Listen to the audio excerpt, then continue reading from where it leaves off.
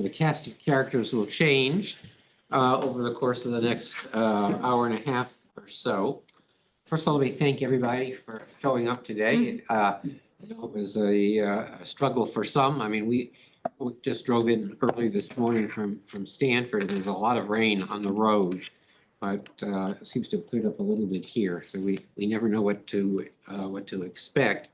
As some of you may have heard, we had our formal book launch yesterday at CSAC at Stanford. And in a way, it was a just rehearsal for our presentation today. We were under a really, really tight time limit yesterday. So we're not going to abuse the additional time that we have here, but it'll be a little bit more leisurely. Let me say, first of all, I think most of you know our panel here, but let me just do a brief introduction for some of you who may be new students and visiting fellows and other guests. I'm delighted to have back in the warm confines of CNS, Sarah Bidgood, who was she was really a part of almost everything that we did, everything that I did during her tenure here as first a student, and then the program associate, and then the director of the Eurasia non-proliferation program. She has now left sunny Monterey for beautiful Cambridge, Massachusetts, and is finishing up her dissertation as a Stanton predoctoral fellow there. So it's great to have you back, Sarah. On my left, really delighted to have visiting with us today, but a regular member of the CNS family, Dr. Hanna Notte, who heads the Eurasia non-proliferation program. She acquired that title after Sarah left. Hanna is the most prolific person that we have at the staff. I mean, it's just amazing, and I was delighted. I think this is not, that's sensitive information. So we were informed today that Hanna will be one of the featured speakers at the Munich Security Conference next week, which is a real honor for anyone, and particularly a young scholar like herself. So we're really proud of Hanna. We'll see who joins us on the virtual link today. I'm very hopeful that two of our scientists in residence will join us, because what was most kind of nerve-wracking for me at the Stanford talk yesterday was the anticipation that there would be some exceptionally technical questions, and they didn't materialize, but I was trying to channel Sig Hecker and George Moore, who have signed up for this call, and so I hope they do indeed join us. It's interesting, we actually have some people have come back for more punishment, and so I'm not sure if that's a function of how enticing our talk was yesterday, or whether they're simply gluttons for punishment. I can tell you, if you don't get enough after this session, that Hanna and I will be speaking on March 6th in Geneva, and then Sarah and I will probably be speaking in Washington sometime in April. I'll let you know more about that as we go forward. So let me tell you what the plan is for this afternoon. I'm going to say a little bit by way of introduction, the rationale for the book, its organization. I'm then going to turn to Hanna and Sarah to give you some insight into the evolution of the radiological weapons programs in 4 of the cases. We decided not to cover all 5 because we just don't have a great deal of time. And they will also share with you some of the lessons gleaned across the different cases.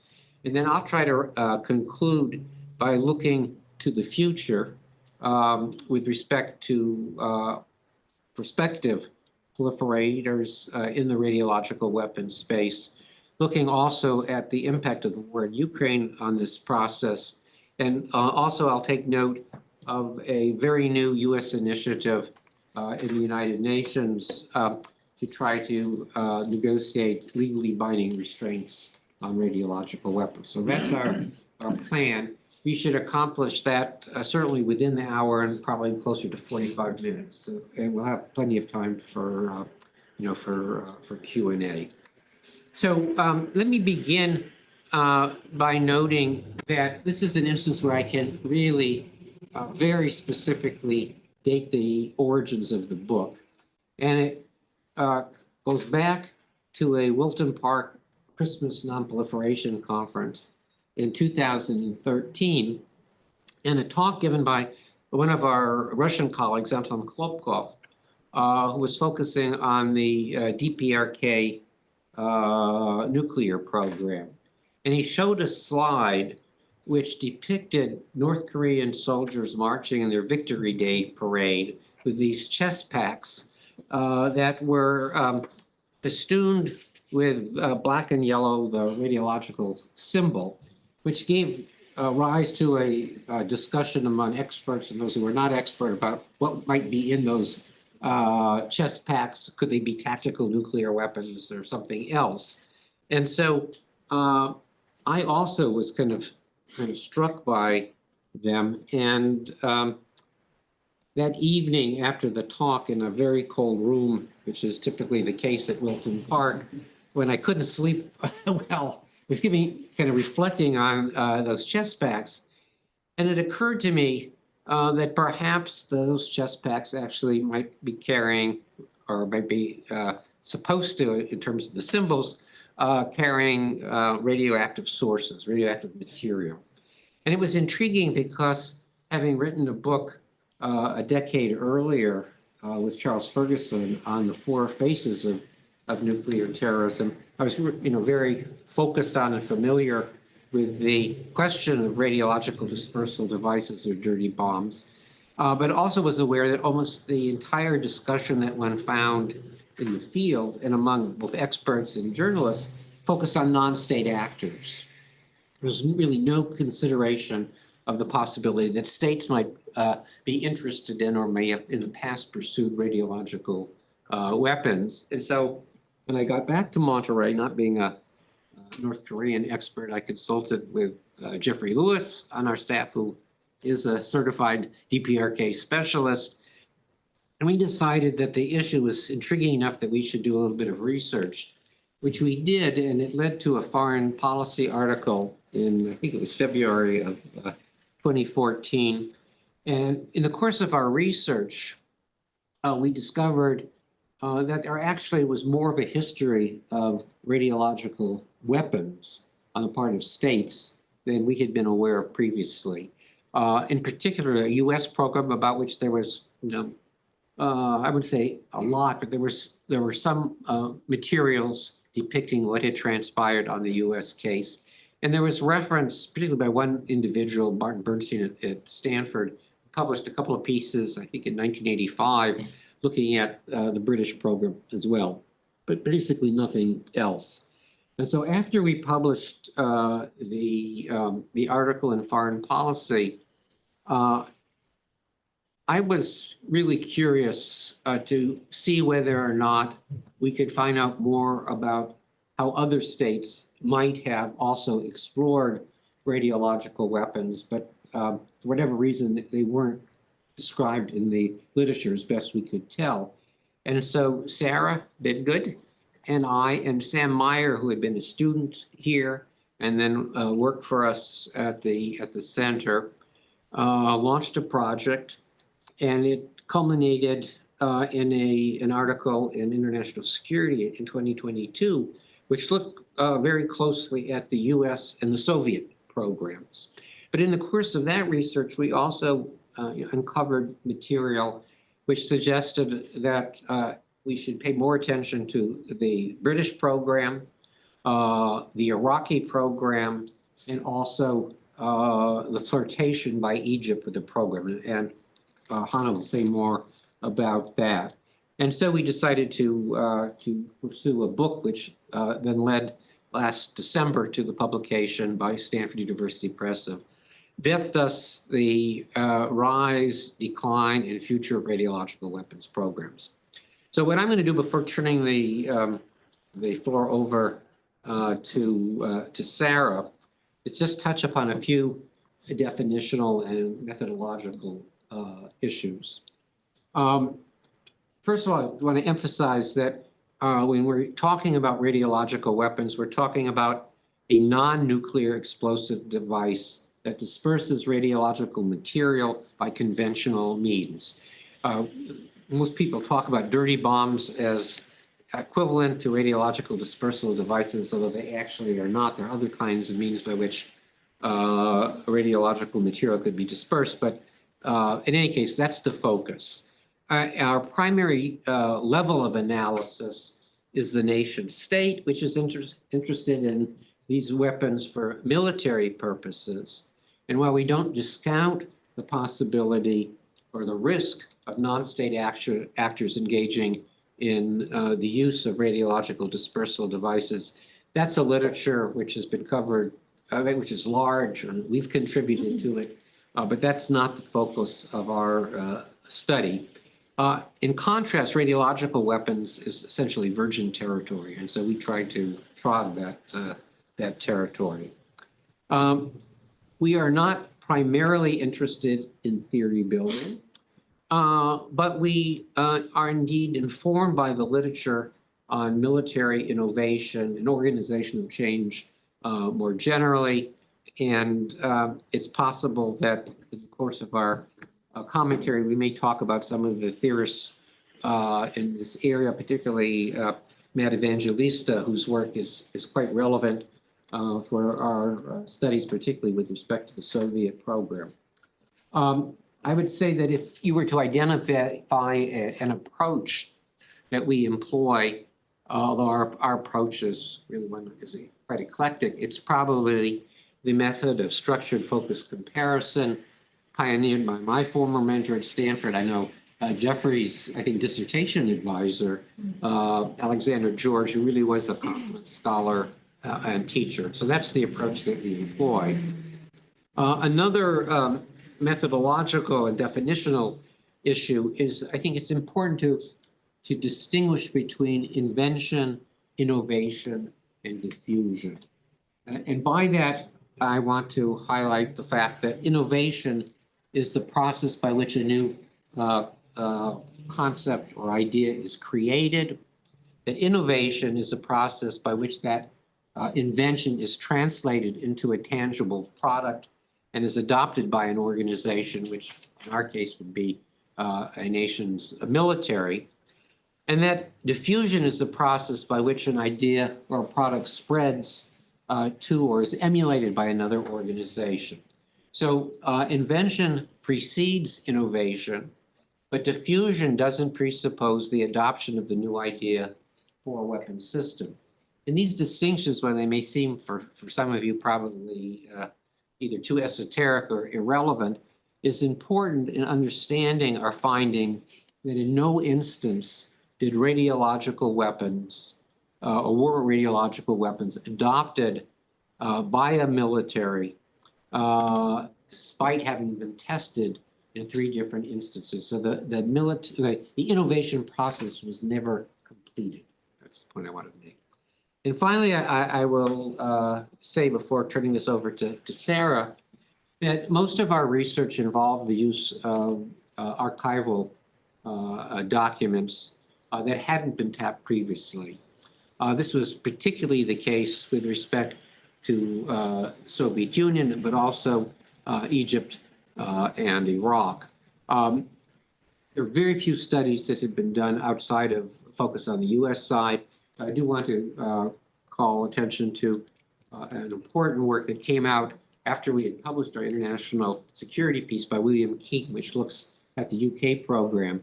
And he was very kind to share with us documents which had been reclassified after having been made available for a very short period of time. We're not going to talk about the UK case in detail in our prepared remarks, but we can, certainly respond to questions if you would like.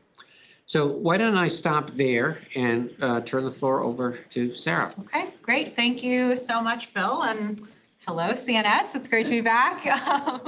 So as Bill indicated in his opening comments, I'm just going to spend a few minutes talking about 2 of the first states to pursue radiological weapons, which were the United States and the Soviet Union. And in the case of the United States, initial enthusiasm for radiological weapons really emerged in the early part of the 1940s against the backdrop of World War II. And what we found in our research is that one of the main kind of motivators behind this interest was, the fear that Nazi Germany might be pursuing some kind of a radiological weapon. But we also determined in the course of our study that this initial foray into radiological weapons was really part of a broader exploration of the military uses of nuclear fission. And as a result, the concept of radiological weapons, at least in this early period, isn't totally distinct from that of nuclear weapons, which the United States, of course, was also pursuing at the same time. So we see this come through really clearly in some of the US government documents that we look at from that early period, and particularly the first document we found, which is a 1941 report by the Committee on Atomic Fission, which was part of the US National Academy of Sciences, which identified the production of, and they called it here, violently radioactive materials carried by airplanes to be scattered as bombs over enemy territory as just one of 3 possible military uses of atomic fission. And we also see it in the fact that the Met Lab actually had offensive and defensive radiological warfare on a list of research objectives up through December of 1943. So you can get a sense for the ways that the Atomic Project and sort of this early interest in radiological weapons went hand in hand. Now, because of the war, it would be several years before that preliminary interest really went anywhere. But it was interesting to see the extent to which it was kind of embraced by high-level institutional and individual advocates when it did. So these are people like, General Curtis LeMay, Edward Teller, and Ernest Lawrence, who all became interested early on in the prospect of radiological weapons. In our book, we trace the active period of the US pursuit of radiological weapons to 1946, which is when Joseph Hamilton, who was at the Berkeley lab, wrote a memo to the Army Corps of Engineers about the military advantages of radiological weapons. And in response to that memo, the American Atomic Energy Commission appointed a panel to study that issue, which ended up recommending a couple of years later that the Department of Defense really pursue a full-fledged radiological weapons program. These efforts came at the right time for certain other sort of bureaucratic forces to be at play. So they found a ready champion in the Army Chemical Corps, which was looking for a new raison d'etre after the advent of nuclear weapons had forced resources and support away from it. So they ended up being put in charge of developing, prototype radiological munitions and of conducting, dozens of tests of those at the Dugway Proving Ground between 1949 and 1953. To talk a little bit about what these weapons looked like, most of them used tantalum-182 as their radioactive payload because it seemed to have what I think Sam called in our international security piece, the sort of Goldilocks half-life of 114 days, which is just what you would want for tactical area denial purposes. It's not too long, it's not too short. But there were also some, you could call them supply chain issues at play here as well. So tantalum was particularly appealing during this period because, at least in theory, it could be irradiated in the Hanford plutonium reactor as part of its normal operation rather than requiring there to be specific dedicated facilities that would be built for those purposes. We also know from the historical record that these tests were successful in the sense that the weapons functioned as they were designed. They spread radioactive material over a considerable area, which was the intent of them. But at the end of the day, as Bill said in his introductory comments, they never made it to the stage of mass production and deployment. One reason for this that we find in the course of our research is that, even though there were these high-level institutional and individual advocates who had been pretty intrigued by the prospect of radiological weapons early on, didn't really see it as being that useful for fulfilling priority military missions. So even though these tests shows that they worked, they just weren't that useful for fulfilling these most important military missions. Another reason we find for the fact that these weapons never completed the innovation cycle is that radiological weapons at this time were competing with both nuclear and chemical weapons for funding and for high-level attention. And because they were, seemed to offer less military utility than those 2 other categories of weapons for the purposes that they were intended to serve, they never really came out on top. So the end result was that by 1956, the radiological weapons program had ended in the United States, and that was, of course, long before these weapons completed the military innovation cycle that Bill described.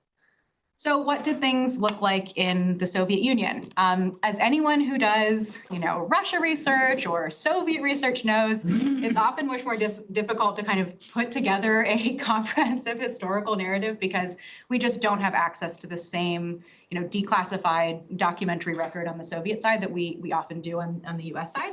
But nevertheless, we were able to piece together the outlines of what this program looked like, in part thanks to terrific reporting that the Bologna Foundation had actually done prior to us starting some of this research. But also, as Bill mentioned, we ended up exploring some documents that were in this really huge cache of online resources that the Rosatom atomic weapons project houses on their website. And so I really recommend checking those out if you guys are interested in anything to do with the early part of the Soviet atomic project, because that's all the sort of documents from that period of time in one handy repository.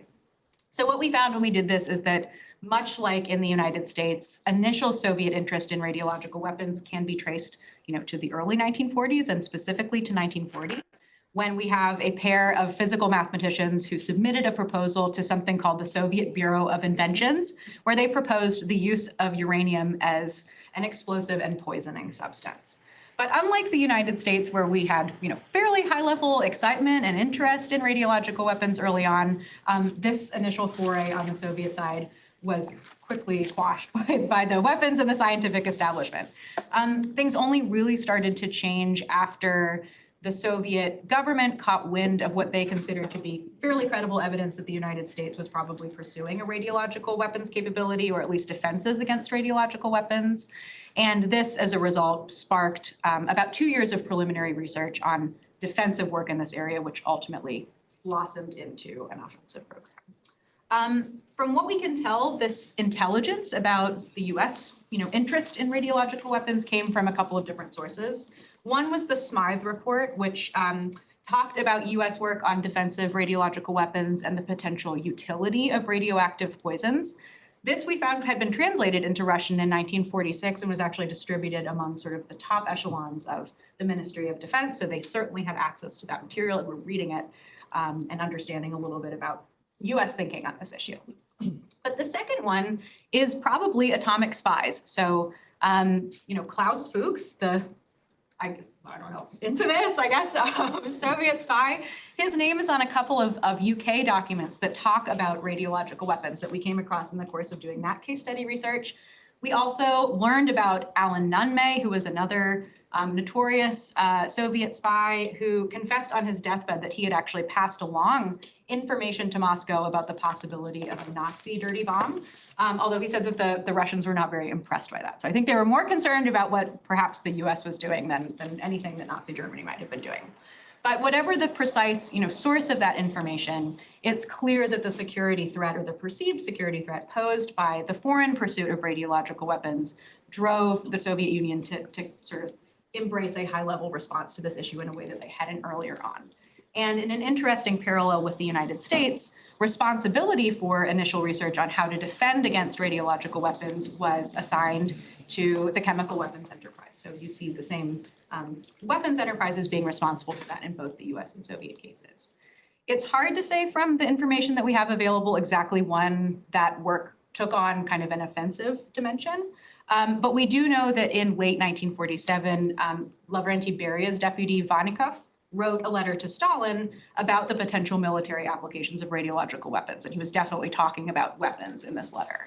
And within a few years, by early 1950, we have the Soviet Union beginning this active offensive radiological weapons program. The Soviet Navy ended up having particular responsibility for developing and testing radioactive munitions in the Soviet Union.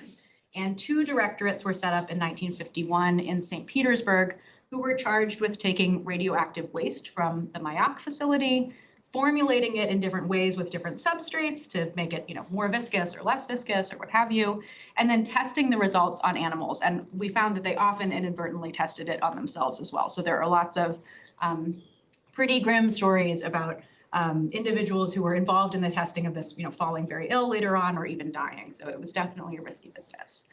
This radioactive mixture, once it had been sort of perfected by the scientists working in St. Petersburg, was then tested in air bombs and cluster munitions at Semipalatinsk, which is the Soviet nuclear test site, between at least 1954 and 1956. It's possible it might have gone on as long as 1957. And then they were made into prototype warheads that were tested on short and medium range missiles at Kapustin Yar. But just as was the case with the United States, none of these prototypes ever made it to the point of mass production or deployment. And by around 1958, the program had essentially reached the end of its life.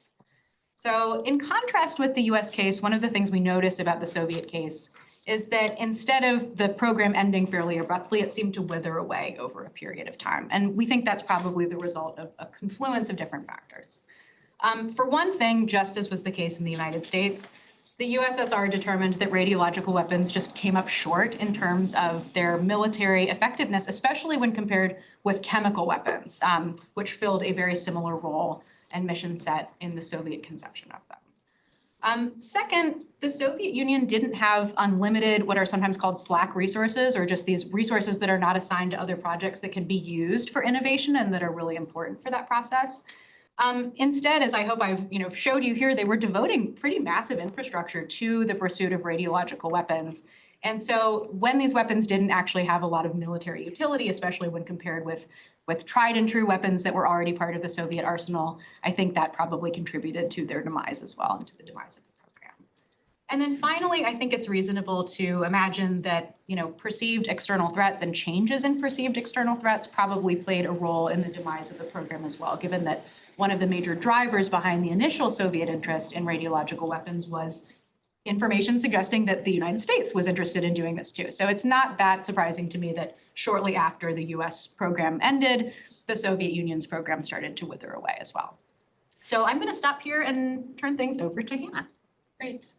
Thank you, Sarah. And I'll turn to the Middle East and say a bit about the Egyptian and the Iraqi case studies, which came later. So it was a few years until both the Soviet Union and the US had abandoned their programs that there was what we call in the book a short flirtation by Egypt with radiological weapons. We cannot speak of a program.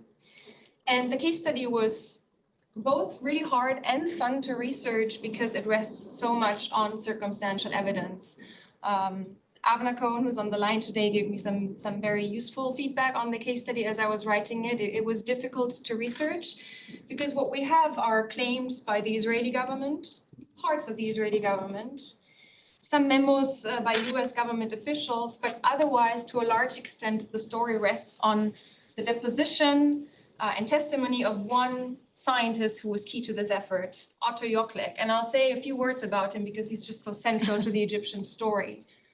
Otto Joklek was born in Austria in 1921. He served in the German army during World War II. He became a nuclear scientist, and he had a penchant for exaggerating his own academic credentials. So we have to take everything that he says with a grain of salt. In the late 1950s, the Egyptians were recruiting German scientists for their missile program and their unconventional weapons program. In that context, we have Otto Joklek showing up in Egypt in 1962. After a few months, he leaves Egypt and he flies to Israel. He defects to Israel and possibly becomes an Israeli intelligence asset. And he briefs the Israelis on what he was up to in Cairo. And he claims that he was working on a radiological weapons program that was about filling artillery shells with radioactive isotopes, possibly to develop further into radiological weapons in the Egyptian missile force. And he claims this to the Israelis. Parts of the Israeli intelligence community took his claims seriously. And Golda Meir took it up with the Kennedy administration at the time, though you can dispute to what extent parts of the Israeli government also had reasons to inflate the Egyptian effort. Other parts of the Israeli government were more dubious of what Joklek claimed, but he went back to Europe. He was recruited by the Israelis to participate in a campaign to dissuade other German scientists from going to Egypt. And he was arrested in Switzerland in early 1963 on charges of coercion. So we have a court trial in Switzerland. And much of what we know about the Egyptian flirtation with radiological weapons is what Yoklik claims during the trial and some of the evidence that he produces. So this is sort of the story. And of course, when the trial happened in Switzerland, it generated a lot of media attention globally. So we have sort of contemporaneous media accounts in the Middle East and in Europe and in the United States on this whole case. But why is it conceivable, at least, that the Egyptians briefly looked at radiological weapons? Well, what we do in the chapter is we situate this interest into Egypt's perceived security predicaments at the time in the early 1960s, where the Egyptians perhaps became increasingly worried about what they perceived to be a growing qualitative military edge by the Israelis. The Dimona reactor in the Negev desert had been revealed in 1960. The Egyptian Air Force had performed poorly in the Suez War of 1956.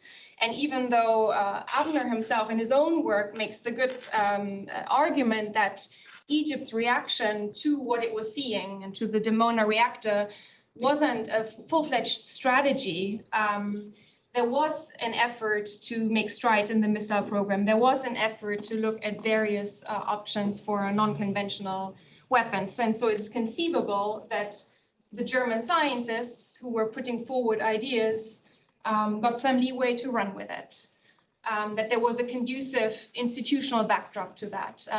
We don't know for sure to what extent the Egyptian government at the highest level was aware of this effort, though Yoklik himself claims he provided a sort of list of names of people in the Air Force and the Egyptian government who were involved in this effort, but we cannot be certain because what we don't have in this case study is primary sources from the Egyptian government of that time. And what we also don't have is really a good sense of why the Egyptians would have wanted such a weapon. What Yoklik claims was that they wanted it as a terror weapon vis-a-vis Israel, to match and deter Israel. But what we don't have any evidence that they were thinking in terms of specific concepts of deterrence, let alone operational concepts entertained by the Egyptian military establishment. Very different from the Iraqi case, to which I'll come in a second, where it was very clear the Iraqis wanted radiological weapons for area denial purposes in an actual military campaign. And so after Yoklik leaves Cairo, that's basically the end of the Egyptian effort, because he seems as the individual scientific entrepreneur, he seems to have been so central to this effort, and it was probably never sufficiently prioritized by the Egyptian government in order to take this effort further. So much about the Egyptian case. Let me turn to Iraq. That program was far more real. It's the most recent case study that we look at in the book. And the Iraqis looked at radiological weapons in the late 1980s as they were fighting their long war against Iran. And so what you had was the Iraqi Military Industrial Corporation, which was responsible also for the chemical weapons program, working together with the Iraqi Nuclear Research Center to use zirconium-95, which was irradiated in a research reactor at the Al Tuwaitha site, which also hosts the Osirak reactor that was bombed by the Israelis in the early 1980s, to produce some prototype bombs. They produced, I don't know exactly how many bombs they produced, but they tested 3 bombs in 1987 towards the end of the war with Iran. And it's very clear from the available evidence that we have, which comprises an Iraqi progress report from 1988, but also evidence that was handed later to the international inspectors once they went into Iraq in the 90s. We know that the Iraqis wanted an area denial weapon to throw at the Iranians. They were already using chemical weapons during that time, but in 1986, they were really in a bad place in their military campaign against Iran. They had lost the Al-Faw Peninsula, and they felt that they needed something more. And that's when they start looking at this. Again, there's a sort of conducive institutional context in the Iraqi case, sort of similar to Egypt, where probably you had different people, scientists, coming forth with ideas to pursue, and then they were allowed to run with it. And probably, and this is something that Scott Sagan usefully pointed out when we discussed this yesterday, you also had a context where projects weren't properly vetted for their merit. And once it became clear to the scientists that this idea isn't really working, they were also afraid to report it up the chain of command because they were worried about the consequences. So I think I interviewed one former IAEA inspector for this case study, and he sort of said to me in the conversation, if there had been a proper analysis of what they were trying to do, the Iraqis, they would have discarded this endeavor as sort of irrational and it's not going to work from the beginning. But once this effort had buy-in from Hussein Kamal, who was instrumental to this effort, Saddam Hussein's son-in-law, head of the MIC, and he liked the idea, it was very hard to stop it. And so it wasn't until the Iraqis tested in the desert, took radiation readings on the ground, those were too low, the bombs that they had were too heavy, that they discarded this effort. I'll say just one more word about the Iraqi case. What was interesting to research about this case is how evidence about it came to light. Because the inspectors went into Iraq in the early 1990s in accordance with UN Security Council Resolution 687, which set up ONSCOM. And then you had the IAEA action team and this flurry of activity to look into Iraq's bio, chem, and nuclear weapons program. But no one was aware of any activity on a radiological weapon, and no one was looking at it. There was no foreign intelligence pointing to the effort. There was, of course, no physical evidence, and there was Iraqi obstruction and deception, which made this very hard. Mm-hmm. So hadn't it been Hussein Kamal, this important individual, hadn't it been for him to defect to Jordan in 1995, so a few years later, and the Iraqi government then kind of freaking out and deciding to come forth with some evidence on the radiological effort because they were worried that Hussein Kamal would share something about this, maybe the inspectors would not have learned of this effort. Perhaps, yeah, I'll end here and I'll pass it back to Sarah. Okay, thank you so much, Hanna. So we're gonna now talk a little bit about some of the lessons that we gleaned across these cases. And I'll start not with a lesson, but with an observation. And it's not even about all of the cases, but it's about two of the cases, the US and Soviet cases.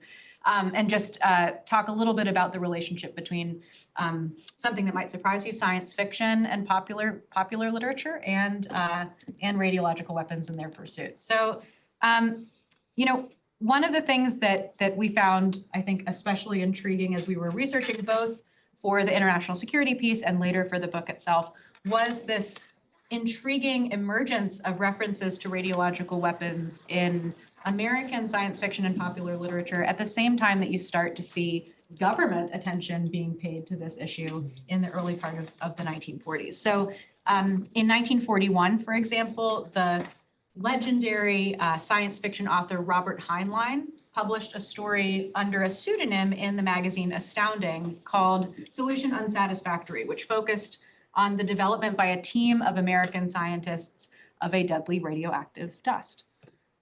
Just a couple of years later, in the mid-1940s, the incredibly popular comic strip Lil Abner had a sort of multi-week story arc that dealt with radiological weapons and their potential impact on the fictitious town of Dogpatch. So you see these very interesting, you know, references to radiological weapons in science fiction and popular literature, and there are many other examples that I could cite. It's not clear to us, and we don't make the claim in our book, that the US pursuit of radiological weapons was in any way, you know, kind of inspired by or shaped by what was being written about these weapons in science or popular fiction.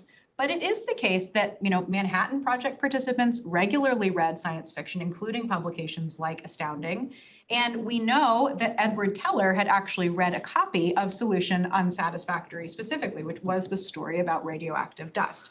So it's not impossible to think that, you know, sci-fi and popular culture could have helped with the development of the idea of radiological weapons as something distinct from nuclear weapons, which we know is an important part of the innovation process, this idea of invention. The relationship between, you know, science fiction and radiological weapons in the Soviet Union looks a little bit different, but it's no less notable. We don't have, despite trying to find them, many examples, we do not have a lot of examples of Soviet sci-fi that deals with the issue of radiological weapons. There are tons that look at nuclear weapons, but not a lot of radiological weapons. But that which we do have is very overt and explicit. So in 1953, there was a Soviet propaganda film that was released called Silver Dust, which centered on an allegedly, fictitious new American military innovation, radioactive dust, that in the storyline, at least, the United States was, testing on unsuspecting African Americans. So there was quite a bit of subtext to the story, and it was very much a anti-capitalist propaganda story. The movie itself is terrible. You can watch it on YouTube. It's subtitled. It's very bad. But, and believe me, I've watched it several times. But what's interesting about it is that it was produced in consultation with Soviet specialists who had actually worked on nuclear weapons effects tests. And moreover, it was showed at Kapustin Yar to the Soviet specialists who were working on testing radiological weapons and upheld for them as an example that they should strive for in their own work. So that's a very clear example of kind of this interrelationship between popular, media, popular fiction, science fiction, and a radiological weapons program that we thought was quite interesting. So to move out to some broader lessons that we can draw across the cases, particularly relating to this question of, why was it that none of the projects, none of the pursuits of radiological weapons that we looked at reached the stage of mass production and deployment or completed the innovation cycle? One of the issues that we came across, and this was true of all of the cases that we looked at, is that radiological weapons as a technology really just couldn't deliver what they promised.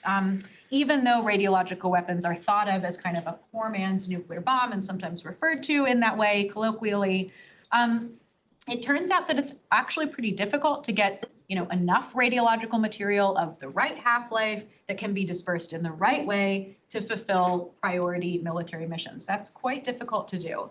And as the Soviet case shows in particular, it's actually really dangerous. It's hard to do that kind of work without injuring or possibly even killing, either the people who are involved in the testing, or if you figure that part out, the people involved in the delivery. How do you make sure that, a pilot who's flying with radioactive bombs isn't getting irradiated, in the process of doing that work? So if there's not a lot of return on that investment, it kind of, I think, made people involved in these programs question the extent to which the investment was really worth it.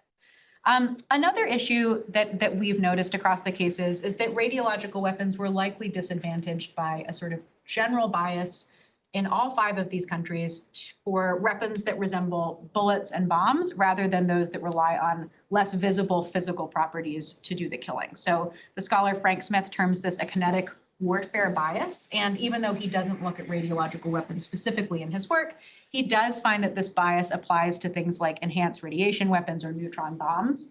And because those share with radiological weapons a reliance on factors other than, an explosion to do the killing, it stands to reason that this bias probably hampered the pursuit of radiological weapons in the countries that we looked at as well. So Hannah's going to talk about some others. Yeah, just a few other findings that we draw out from across the 5 cases that we look at is that whilst, of course, perceived security imperatives were crucial to all these 5 programs, whether it's that you needed that weapon for concrete military mission like area denial, or you were worried that others were pursuing the weapon, or you wanted a weapon for deterrence. Institutional advocates mattered, domestic politics mattered for this effort to take off. So what you have in the US case, the Soviet case, the Iraqi case is what we could call issue entrepreneurs who were really enthusiastic about the idea initially and therefore responsible for securing initial budgetary support and also institutional support within the military technical community. Now, in the US case, interestingly, those individuals tended to be the scientists, whereas in the Soviet and Iraqi case, they tended to be government officials. And perhaps Hussein Kamal, who I've talked about, he was probably, across all the cases that we looked at, the most important individual advocate In the Egyptian case, it's interesting, you also have an individual who's absolutely key, but not so much as an advocate as actually the implementer of the effort with Otto Joklek. So this is sort of one finding across the cases. But of course, domestic politics is not static and advocacy is not static. Things change over time. And so what we also have across most of the cases is a substitution effect setting in at some point where we see radiological weapons losing traction, losing that enthusiasm, and therefore budgetary support, certainly in the Western countries. The US, or Soviet Union is not a Western country, the US, the UK, and the Soviet Union, those that put an emphasis on developing nuclear weapons. And then there was less support for radiological weapons capability as a result. Another way in which this substitution effect plays out in our case studies is that the Soviet Union, the UK, the US, and Iraq probably at some point judged chemical weapons to be more cost effective and delivering sort of what was needed.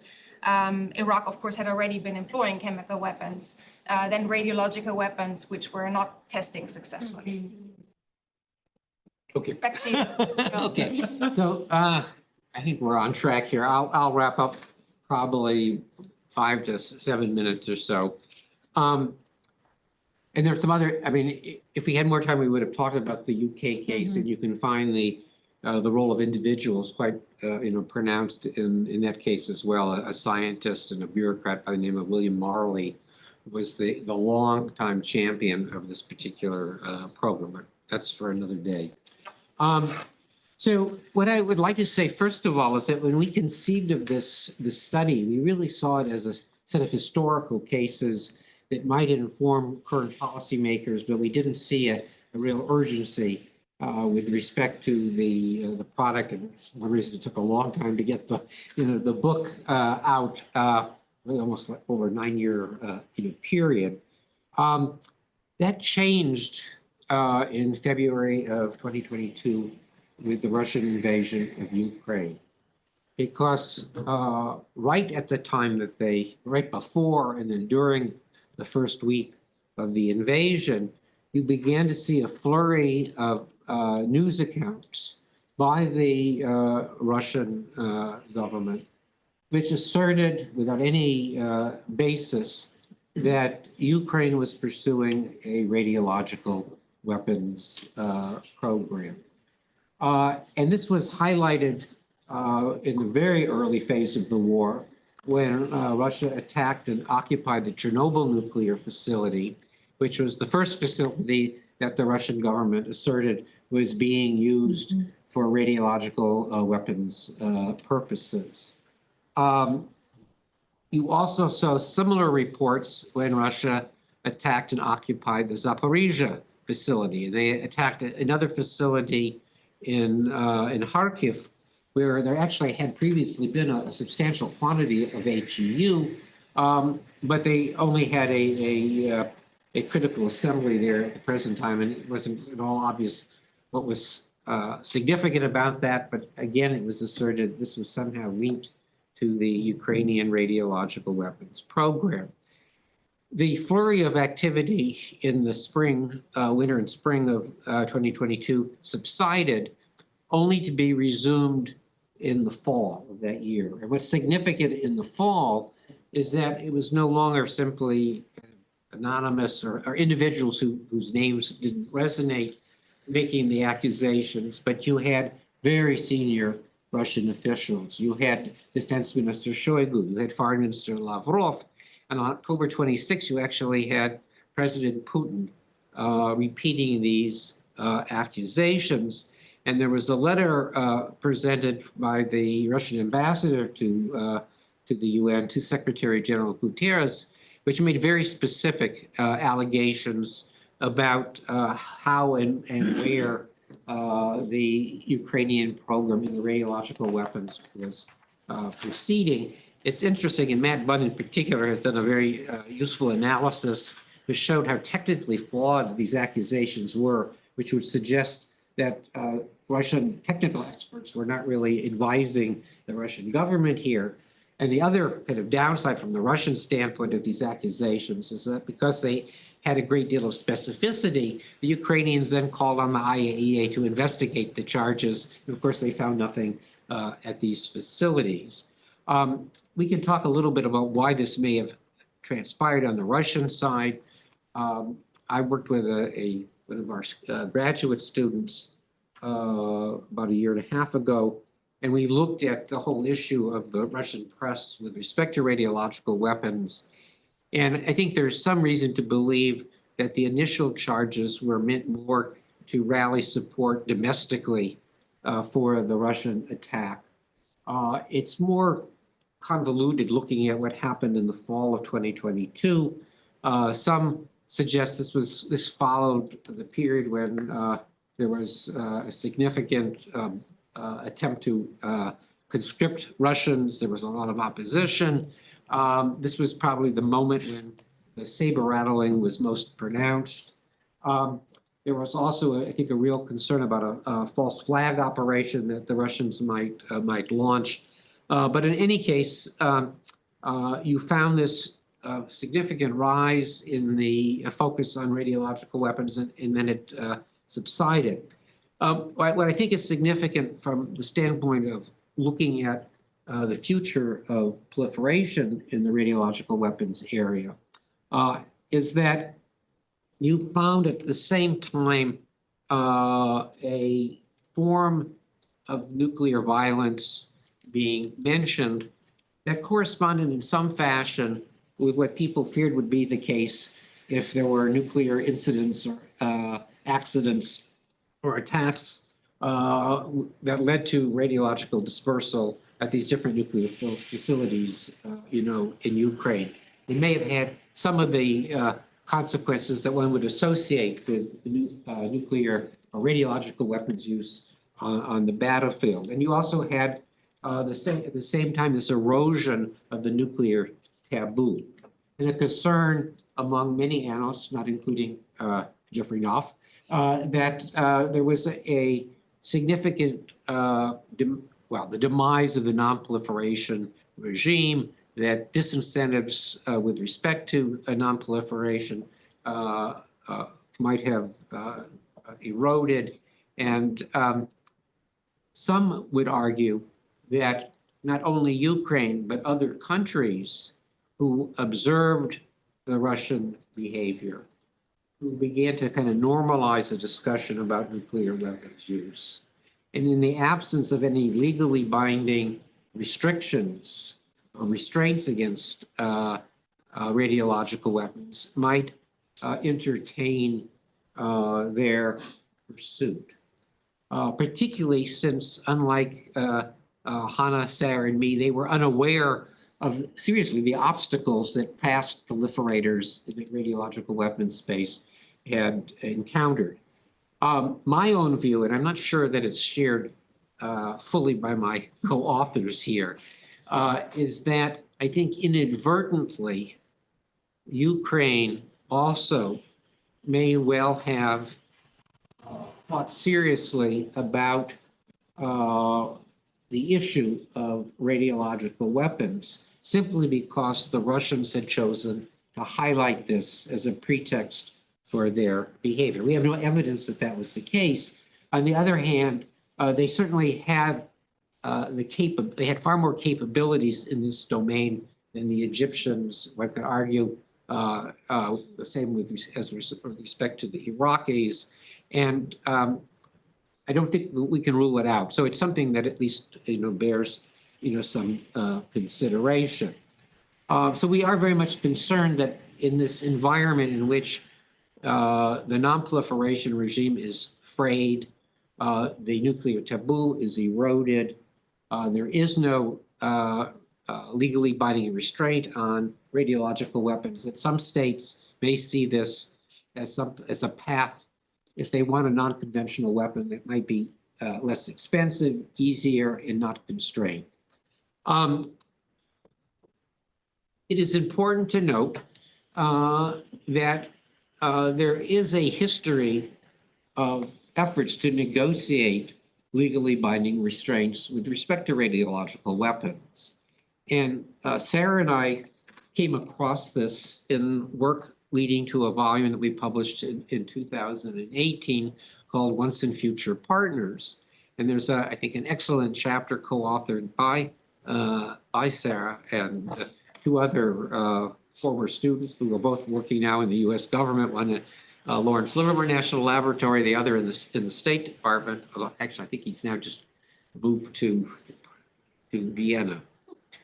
Paul Warnke. In any case, they focus on an intriguing, really fascinating negotiation between the United States and the Soviet Union to draft a convention which prohibited radiological weapons use. And in 1979, they introduced this at the precursor to the Conference on Disarmament in Geneva. The history of that negotiation itself is very interesting. But the fact was that the two nuclear weapon states introduced this draft convention.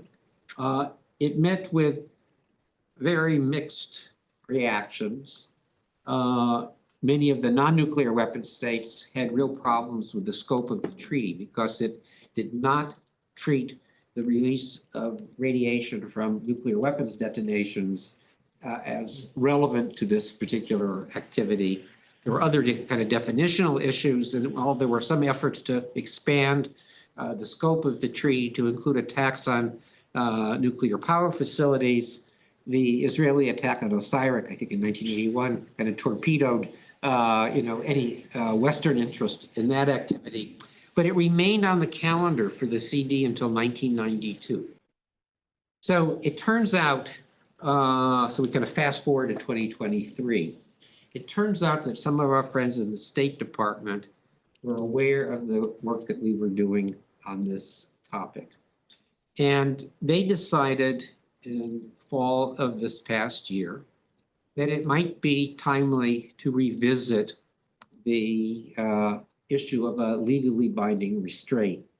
So at the UN First Committee, which is the Disarmament Committee at the United Nations General Assembly, the US, along with 38 other countries, put forward a resolution to prohibit or call upon states to refrain from developing, producing, or stockpiling devices or materials for use in such weapons, very similar to the draft convention that had been proposed in 1979. Well, initially it looked like this resolution would not gain support, and there was real thought about retracting the initiative. The U.S. showed considerable flexibility, and in fact, the resolution was adopted overwhelmingly by a vote of 159 to 5, with only 13 abstentions. I mean, that's an enormous positive vote for any resolution, particularly one coming from the United States. The 5 naysayers, perhaps not surprisingly, were Belarus, Iran, North Korea, Syria, and Russia in this instance. China abstained also, quite significantly. So the resolution is now for the Conference on Disarmament. That is a body, I think that many of you know, has been paralyzed since 1996. It's also a body that operates on the basis of consensus decision-making. So while we're delighted that the idea that we talk about in the book has found some traction in the US government and has this very strong support in the First Committee, I would not bet a great deal on the US government's ability to move the process forward at the CD. It is conceivable, however, that the US might do something that was also recommended by some of the countries with whom they consulted in New York at the First Committee, and that is to create a group of government experts to basically do what Sarah, Hanna, and Meyer have already done, to kind of review what might the problems and the technical issues, and to make recommendations. And it's conceivable that those recommendations, could include something such as perhaps like-minded states agreeing upon a prohibition on use, I think it's conceivable, although I don't think it's very likely, that they might suggest that following the model of nuclear weapons-free zones, there might be radiological-free zones that could be proposed. But we don't know that for where things are at the moment. And so we hope to get a better feel for this when Hanna and I on March 6th will meet with some of the diplomats in Geneva when we give a book talk there. I think what is, I'm not real optimistic about how this will all evolve. But I think at this moment in time, perhaps the best that we can accomplish as scholars in the field is to shed light on the impediments that past proliferators faced in trying to pursue radiological weapons to hopefully discourage new states from investing in these programs in the first place. So why don't I stop here? I see we have at least one of our scientists in residence, our non-resident scientists. Sig Hecker has joined us. I see Governor Brown is on the line. I think Lillian Martin and others. So we would welcome any comments or questions from people on the table here or who are watching us from afar. So who would like to start us off here? Please, Philip. So this is a little bit of a tangent, but I think it's sort of relevant enough that it's an interesting question to start with. So you talked a little bit about the relationship between nuclear weapons programs, and in this case, I mean fission and fusion weapons programs, and these somewhat limited radiological programs. And so I had two things I was curious about.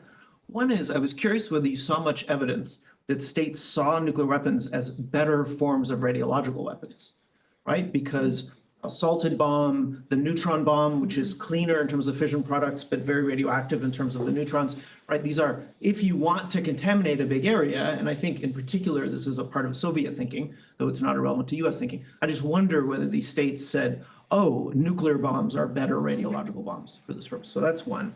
The other is, there's a spectrum in terms of how clean or dirty states can choose to make their nuclear bombs. And so I wondered, was there a relationship between this research and the kinds of things driving state choices here and that choice, right? Because a yield maximizing the thermonuclear weapon is pretty dirty, but I can choose to make a cleaner bomb by trading off yield for cleanliness. And so that's a choice as a policymaker. And so that's a kind of a, how do I think about radiological effects kind of choice that states are confronted with. So two things, one, substitute, and two, does this inform this question of how clean or dirty I make my nuclear bombs? Mm-hmm. So let me take the second question, and then the substitution effect is something that both Sarah and Hanna or I can also weigh in on. One of the things that's interesting, Philip, and the thing was probably most difficult for us to grapple with was strategic thinking about deterrence and radiological weapons, of which there is practically no thought. And I remain, and this is something that, Jeffrey and I were frustrated by early on, because we were in fact concerned that the DPRK might well, for a variety of reasons, be interested in the use of radiological weapons. And we saw no evidence that the US government had any policy of deterrence with respect to radiological weapons. And we really never have seen any focus on this. And that remains a problem to this day. But what was most interesting, one of our very talented graduate students came across a study by the Rand Corporation, I think in 1958, by Bernard Brody was a key author. And it was significant because he was familiar with the radiological weapons work that the US had done. And he was focused on the potential value of a super dirty bomb. If you were going to be interested in radiological dispersal, let's go, all out for it. Like a salted nuclear bomb? Or? Well, he didn't. I mean, that's another issue that there is a history of some interest in salted bombs, and it's not unrelated to the Poseidon, the Russian weapon system. But there does not appear to be a sustained focus on that issue. So I think it's an important one, but it's very underdeveloped in the deterrence literature. I mean, I would add on the first question, particularly in the early stage I described in sort of the, beginning part of the 1940s when Russia and the USSR and the United States were trying to think through what the military applications of nuclear fission products were. There was a big debate over, what is the most useful thing? Is it poisoning? Is it explosions? And it wasn't clear that there was an obvious answer to that. And so I think early on, some of the interest in radiological weapons, at least from my perspective, can be attributed to the fact that a decision hadn't been made about which of these applications is the best. I think the substitution effect, at least in my reading, becomes more pronounced later on, not just because you have a substitution of atomic weapons for radiological weapons, but because there was very clear thinking about, okay, we've probably reached a conclusion that like the explosive power is the thing that's actually pretty useful from a military perspective, and this poisoning is maybe less so. We had a question yesterday at Stanford about kind of the morality of, and norms around radiological weapons and the extent to which maybe that played a role in bringing about the demise of some of these programs. And in the book, we don't find clear evidence that there was a robust norm against radiological weapons specifically, or that was a factor in their demise, but there is certainly discussion in kind of the public and popular domain at the time about like, are these gross? I mean, this feels very insidious. Well, and part of early WD, right? This is a real focus. Right, exactly. And so there definitely was, I think, when you think about that choice between poison versus blast, it's hard for me to imagine that some of those normative considerations wouldn't come into play, even if they weren't overtly against a radiological weapons program. One thing just to add, and then maybe if Hanna wants to add further to the discussion based upon the countries that she looked at most closely, we came across correspondence between Robert Oppenheimer and I think Lawrence and also Joseph Hamilton in the 40s. And there was a discussion of, what is the value of these radioactive poisons? And I've only seen one reference to this, and Bernstein highlights it in, I think, a Technology Review article in 1985. But it suggests that Oppenheimer makes the point that these weapons would only be useful if they would kill at least 500,000 people. And so I've never seen further, it's not mentioned anywhere else, it's to the best of my knowledge, but we do have that specific citation. So it's kind of an odd reference relevant to the morality issue, given the notion that these poisons really don't make sense militarily, unless you're talking about killing at least 500,000 people. To your questions, I mean, the evidence that we have from the Middle East is just thinner, so we can say less about it. Certainly the Egyptians in the early 1960s, we don't know how they looked at radiological versus nuclear weapons. I think the morality of pursuing these kinds of weapons, that was sort of untrodden territory at the time. We know that Nasser himself thought that people shouldn't get upset about the Egyptians using German scientists to work on non-conventional weapons because others were doing it as well. But otherwise, we don't have so much to go by. What's interesting in the Iraqi case, and I just went back to look at a quote, because I spoke with an Iraqi nuclear scientist who was involved in the nuclear weapons program at the time, though he had no knowledge about a radiological weapons program. And he said to me in our conversation that working on non-conventional weapons, the nuclear scientists thought that's something a scientist should not do. Whereas working on the nuclear weapons program was considered morally defensible because it was considered as a deterrent weapon, a weapon that you would never ever use.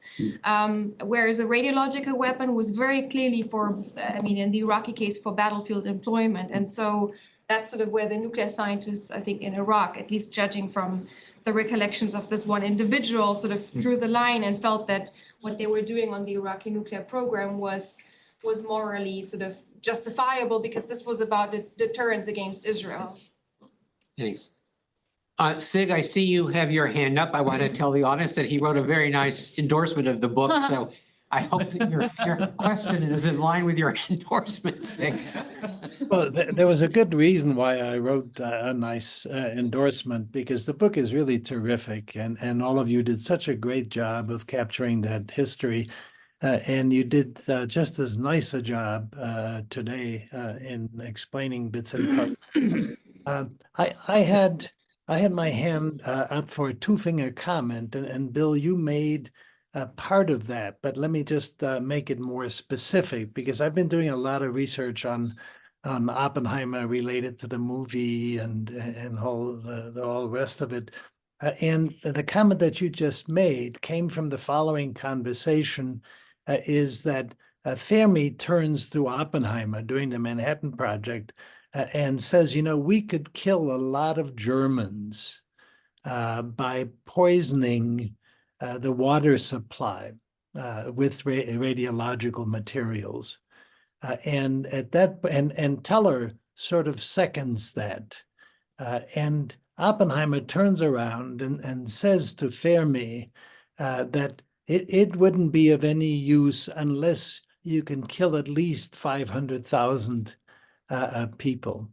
And so that 500,000 people. So that's where the comment comes from. And so that's absolutely right. That was the thought. And so doing the Manhattan Project, I've never found that there was much of a discussion about the radiological bombs and so forth. I mean, they were developing, you know, the real thing, as Sarah says, you know, the blast, not the poison. And then the other questions, you know, came in later. But if I may, if I could actually ask the question, it would be interesting to have you comment on that now. And that is, you did such a nice job in explaining. So what are the lessons learned, you know, that we take away from all of this, and particularly all that history that you examined?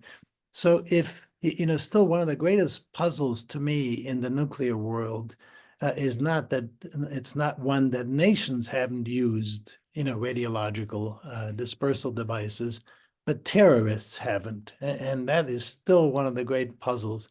And so I wonder, in doing all the work and research and writing for your book, so what have you learned from that that might actually help perhaps to explain why terrorists have not attempted to essentially to use a dirty bomb? That's the question. Thank you.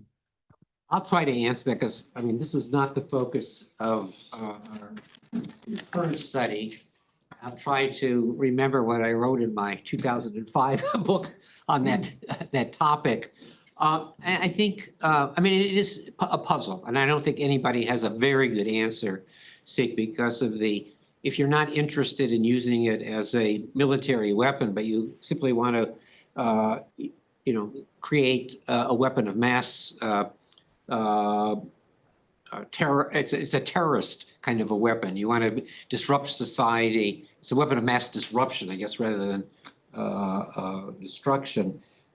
You would think that this would be attractive, relatively easy to gain access to the material. And I think it goes back in part to motivations, which tends to be still the underexplored dimension looking at terrorist behavior.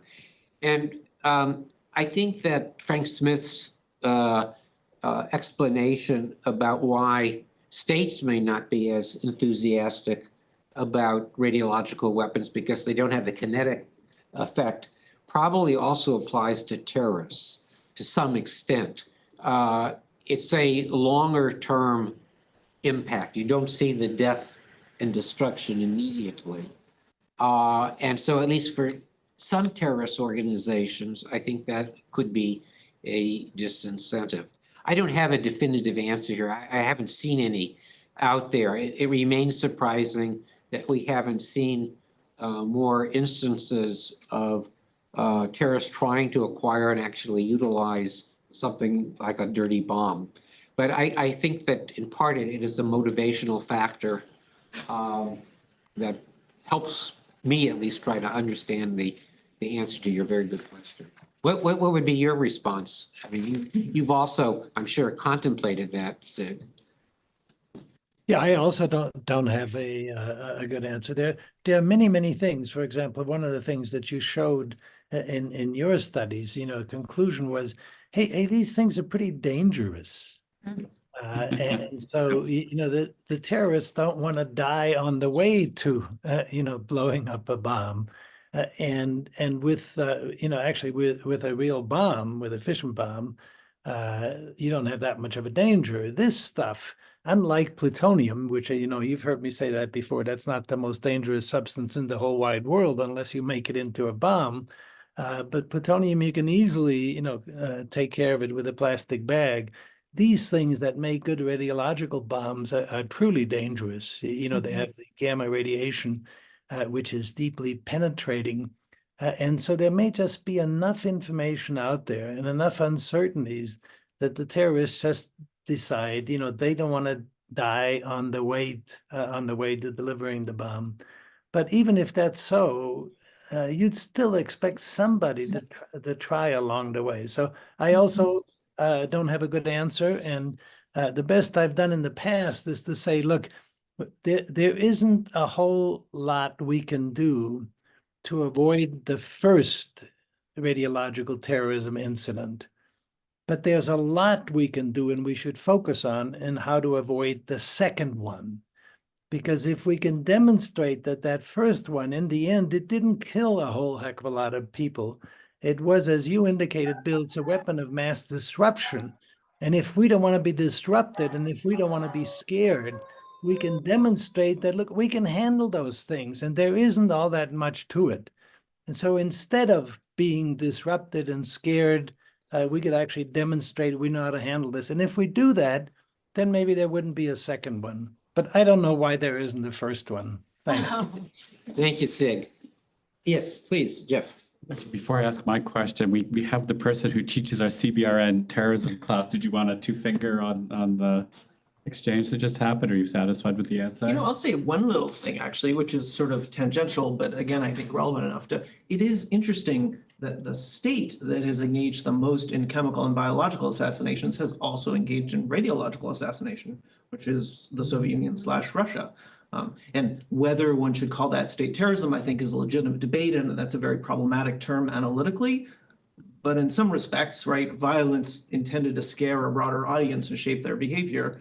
The fact that the Russians conducted a polonium-210 assassination, which is arguably a terrorist act if we think of states as capable of committing terrorism, is an interesting case study here. And that actually gets at this poison thing. And the point of doing it, right, they could have shot him, they could have run him over with a car. The point of the polonium-210 one was to send a message, presumably, to other people, which is, look, he's going to die this slow death in the public view. You're going to see how awful it is.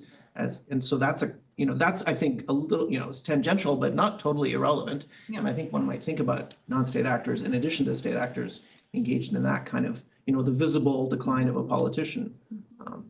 Yeah, so I love this project. I'm so happy to see that it got published by Stanford University Press.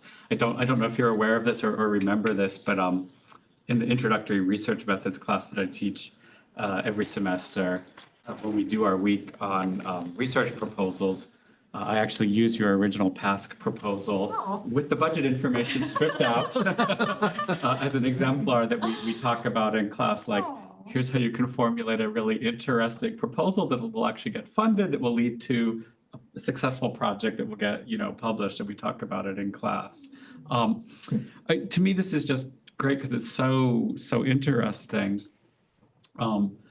But I wonder if you aren't actually underselling the practical implications. I want to throw a few different ideas out that might allow you to say more about, what does this mean for the future?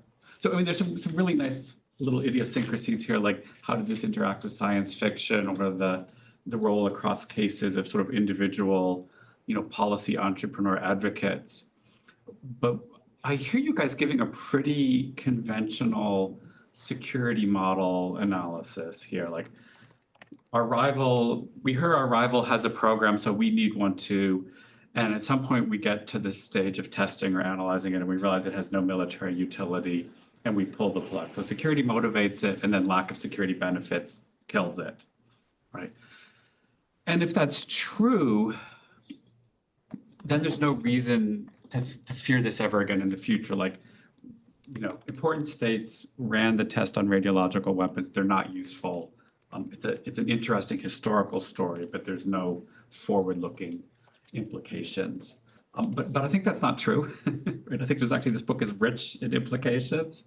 So I've got a couple ways in which I might try to catalyze you guys to think about this more broadly than what you presented, right? So one is, your theoretical apparatus could look at more things than just the security model, right? And a little bit of the exchange that came up already, I think, opens the door to a more social constructivist type analysis, right? How do people think about WMD as a broad category, right? And I think the fact that a lot of these programs were in the 40s, 50s, early 60s is because there weren't really taboos yet then, right? And there weren't norms against doing WMD that were very strong.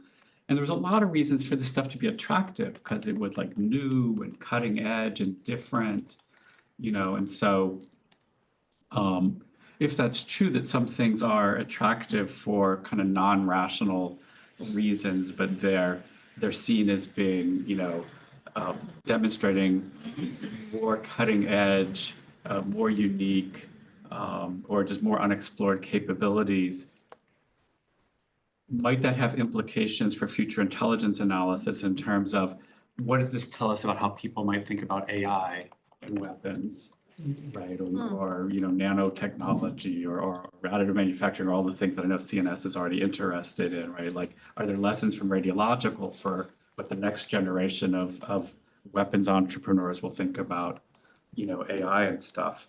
The other one was that for me was kind of the substitution or comparative utility analysis, that ultimately radiological weapons weren't attractive because chem and or nuke was better for the missions that people wanted to achieve. We have the Chemical Weapons Convention. Is that still true, or could we get the door kicked open to reexamination of state radiological programs because some of those area denial missions can't be accomplished by chem anymore? Does that create a reason for people to re-examine radiological? And then finally, to three finger on the two finger over non-state stuff. I'm looking at Hamas and Hezbollah right now, and I'm thinking it would be very attractive for them to lob some radiological things into some Israeli kibbutzes and cities and force them all to be evacuated. It would feel very tit for tat for the mass evacuation of most of Gaza. And I'm hoping everybody in Hamas is too busy right now to read your book. But I could imagine getting ideas from this that would be very scary. Yeah. Let me just say one thing, and then I'll let you answer specific, questions.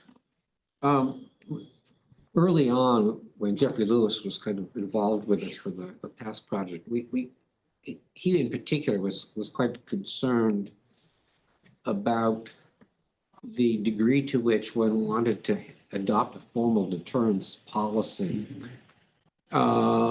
Because one is, saying in this commitment trap and everything. If one were really to focus on this issue, it might have the reverse effect. And there is a real question of calling attention to the potential value of these weapons. So we've tried to walk a fine line with that in mind, Jeff.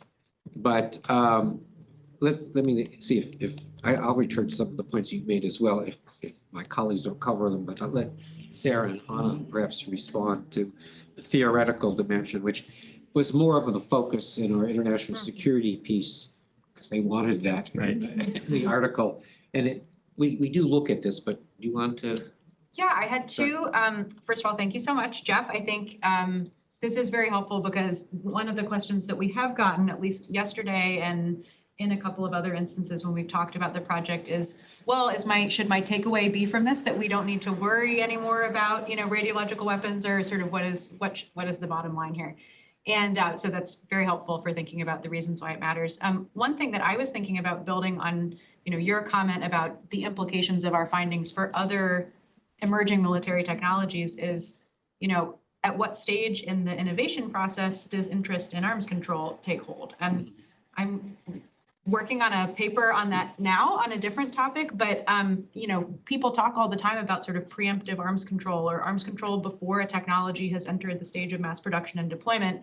And it's obvious from our findings that one of the conditions necessary for that to happen is for you to conclude that these weapons are not actually all that useful. And so I think that does lead to some interesting, implications for thinking about AI and things like that people are quite jazzed up about, but that, maybe will not bear fruit down the line. The other thing I was going to say, and I meant to say it yesterday at Stanford too, but we ran out of time, is that, as Hanna mentioned in her sort of half of the lessons learned summary, these institutional and individual advocates who played such an important role in initial interest in radiological weapons, I mean, those people I'm sure are still out there. There are always people in every government who are jazzed up about a kooky idea, and maybe it's not an idea that makes a lot of sense or that would really serve a purpose, but it's kind of a hobby horse. And I can easily imagine changes in the international security environment or changes in the bureaucratic political environment or crises or what have you, allowing those people to have a voice. And so when I think about why we should care about, radiological weapons, I always come back to the issue of these individual sort of technocrats and entrepreneurs who could have the ear of a leader. And it doesn't matter if there's not a real military rationale for this, they're excited about it. And so I think that should always concern us. The conservation of kookiness. Right, absolutely. Yeah, totally. Principle. Yeah, I'll just say one more thing to your question about the substitution effect. And, if in the time period 40s to 60s, there was eventually a calculation that, we'll abandon radiological weapons because we're pursuing nuclear weapons or chem. Yeah. How has that changed today? Just a few not fully fledged, baked, whatever thoughts. On the chemical side, that the Chemical Weapons Convention, I suppose the answer to that question hinges on whether we believe that the chemical weapons taboo still holds. After use in Syria, this is an issue that you have written about extensively.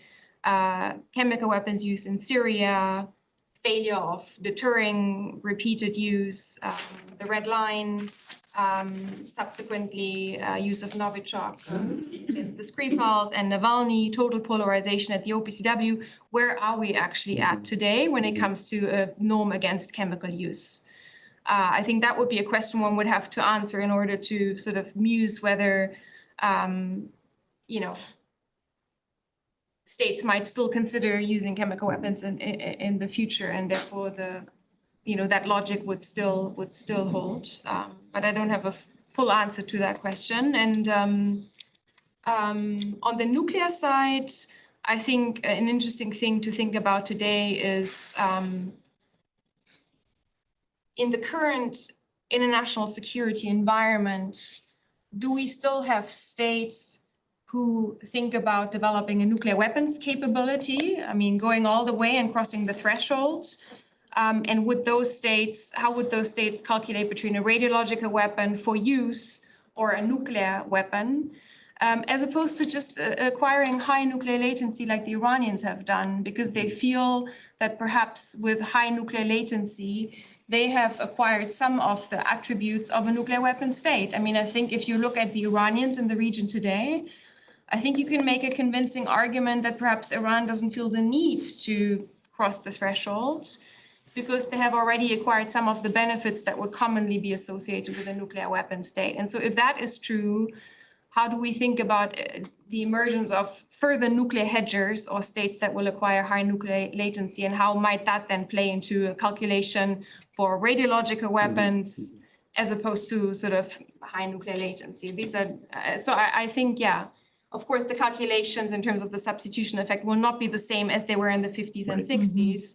Some of those dynamics have changed. And yeah, those are just some of the ideas that might play into that. Thank you, Hanna. Bill Ferentz, what was it? Oh, Ferentz, okay. Did you say, is there? Yeah, we have a question online as well from Eddie Kendall. Okay. Why don't I take Eddie's and then we'll turn to you, Ferentz, okay? We're sure we have time, so. Eddie, please. So I was just wondering, in all your case studies looking at these different programs, if you were, say today, in a medical isotope production facility or something of this sort, is there anything that you would look for, like infrastructure or whatnot, that might point towards cohort programs? It depends. If you're talking about a radiological weapons program as opposed to what a non-state actor might choose to pursue. Then you have a narrower set of radioisotopes that would be attractive. And here I wish I could turn to my cheat sheet here, which George Moore helped me prepare, or I could turn to Sig Hecker. There is actually, there are about a half dozen of these isotopes that you would be interested in. And it's a question of, how they're produced. And we found, I don't know if we talked about this in our oral presentation, but the states that we looked at pursued very different paths to these weapons. I mean, the Soviet Union and the UK, while it was exploring its radiological weapons program, was inclined to make use of waste products from the operation of reactors. The US was interested in irradiating material, which it would utilize. Then you have the Egyptian case where they actually were interested in acquiring the radioisotopes from abroad, so they didn't even think about manufacturing it themselves. I mean, one of the real problems, and I think this came up yesterday, in our discussion, is that if you're trying to acquire a kind of a latent capability, many of the things that countries can do legitimately for a variety of purposes are consistent also with the acquisition of the products, which then could conceivably be used for radiological weapons purposes. So it's very difficult, I think, from a monitoring standpoint, to have much confidence here. And here again, I think the historical lessons are significant. I mean, the United States was really totally unaware of what the Soviet Union was doing. Perhaps they mirror imaged. I mean, the intelligence community was aware of what the United States had done. They concluded that it didn't make sense.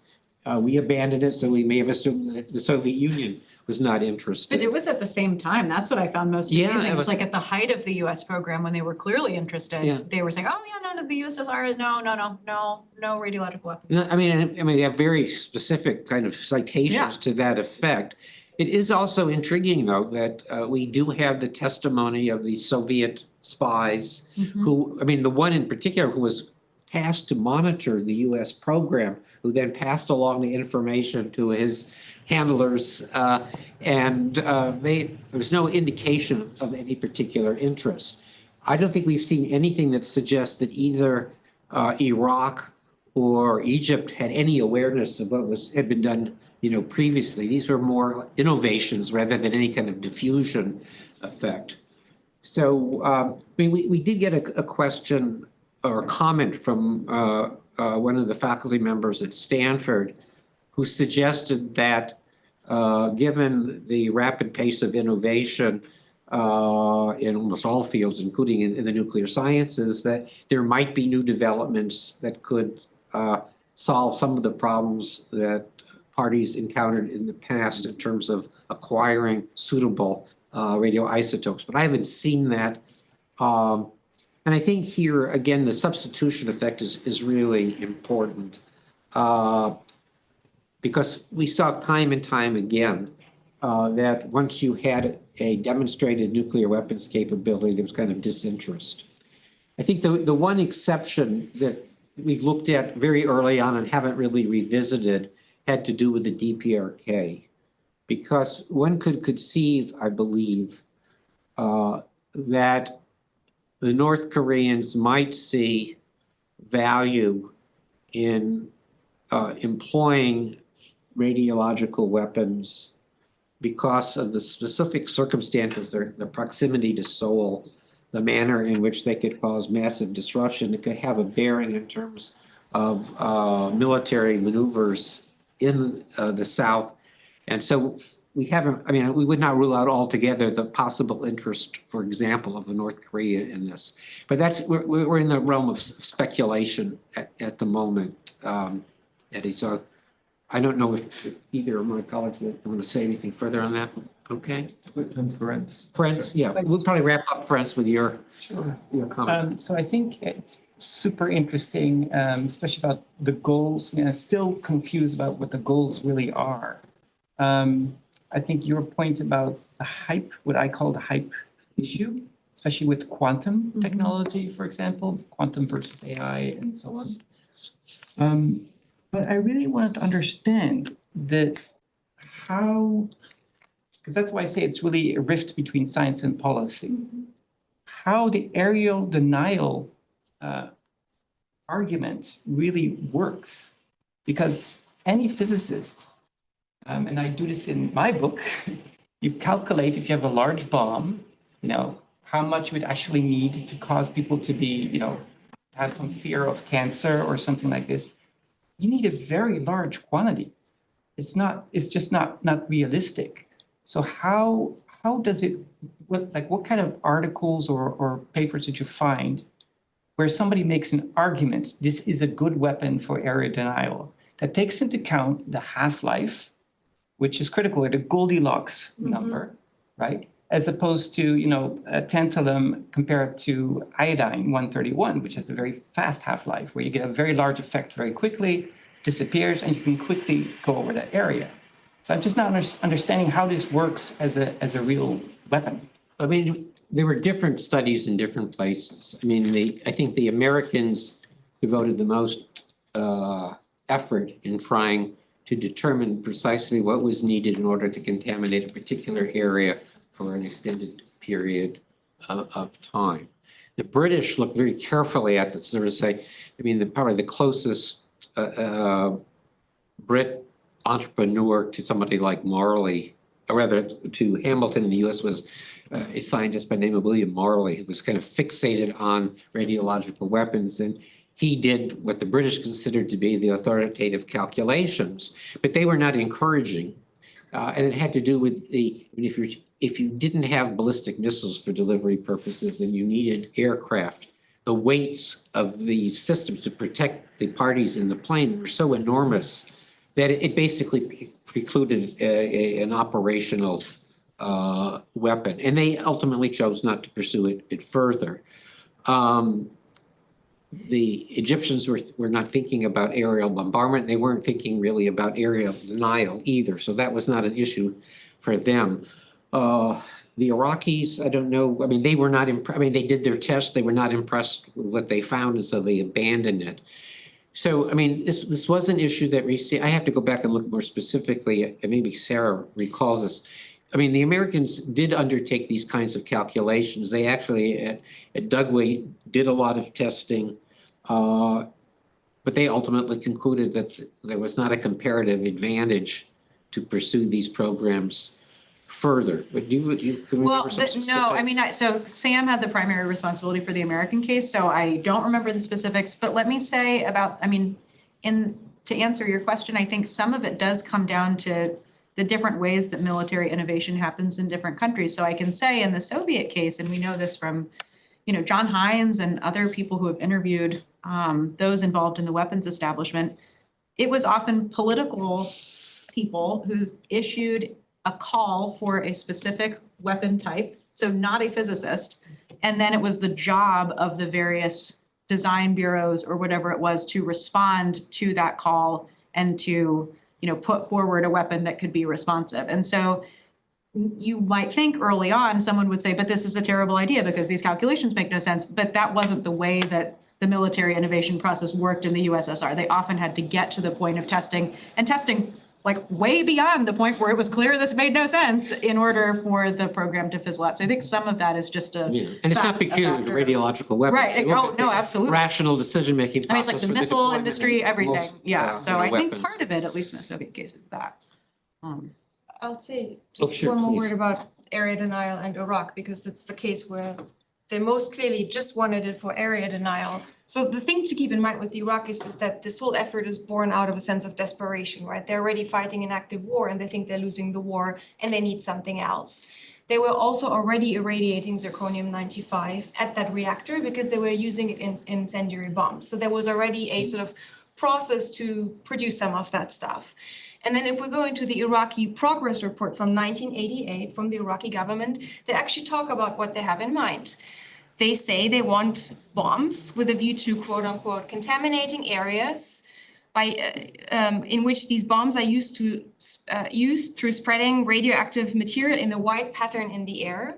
And then it lists prospective targets for area denial, areas where troops are amassed, industrial centers, airports, railroad stations, fortified defense areas, and a bunch of other stuff. So they had sort of a wish list of how this was supposed to work.